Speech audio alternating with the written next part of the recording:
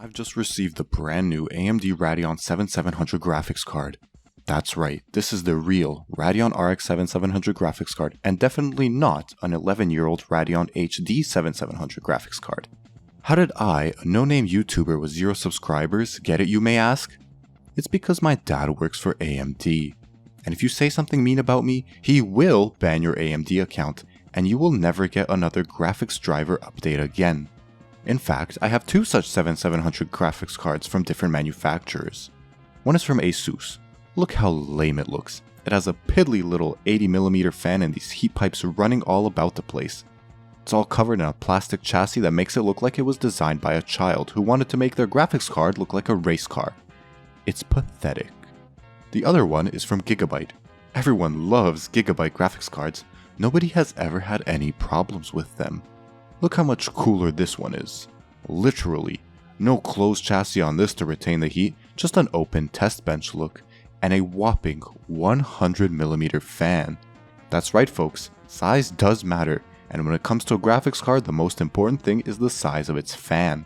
Previously, Gigabyte tried to compensate for their small fans by putting 3 of them on a single card. How sad. The new Radeon 7700 doesn't need to compensate for anything, it just has one big girthy fan. So how does the 7700 perform? I benchmarked 2 of the most popular games out there right now. First up is CSGO. In a competitive game such as this one, getting as much FPS as possible is crucial. I tested the 7700 on 1080p at high settings running around Dust 2, and here are the results. Not quite good enough for 144Hz, is it? But that's why pros don't play at these settings. So what if I go for a stretched 1280 by 1024 resolution at low settings? Now we're talking. At pro settings, the 7700 comfortably churns out 144 FPS consistently.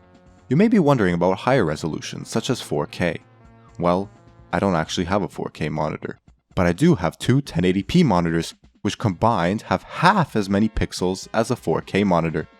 So obviously, whatever benchmark frame rate I get running on these 2 monitors, I can just half, and that will be an accurate representation of the expected performance on 4K. Obviously. And here are the results for 3840 by 1080. If we half these numbers, there are your 4K frame rates. But wait, we're forgetting something. I have 2 graphics cards, 2 PCIe slots on my motherboard, and this handy little Crossfire bridge. Since developers optimize absolutely every game for a dual graphics card setup and we have 100% efficiency with this setup, I can simply double the number of graphics cards in my PC and easily double my frame rates in all of the previous tests. How fantastic is that?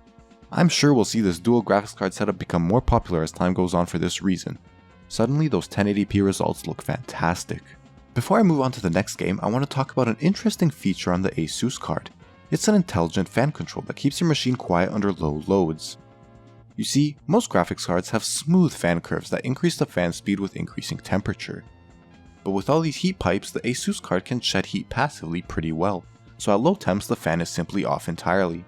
The smooth fan curve found on most graphics cards is instead replaced by Boolean logic, so the fan is either on or off. There is no in-between. A fascinating design choice to say the least. The second game I wanted to try out is another one that everyone's talking about nowadays, and that is the latest Call of Duty game, Modern Warfare 2. I played through the campaign at 1080p high settings on a single card. I tried to play multiplayer, but I kept getting put into hacked quickscope lobbies instead of team deathmatch and was worried that eventually someone would infect my PC. Anyways, I came out with these results. They seem pretty good already, but remember, this is on a single card. If we double the number of cards, we get double the number of frame rates. Fascinating how good GPU technology has gotten. I had a lot of fun testing out these 2 new graphics cards. Overall, I give the Radeon 7700 a rating of 3 years of Gigabyte warranty out of 5. It runs games that are older than it at a good frame rate for a good price. And that's more than can be said for most graphics cards in 2023.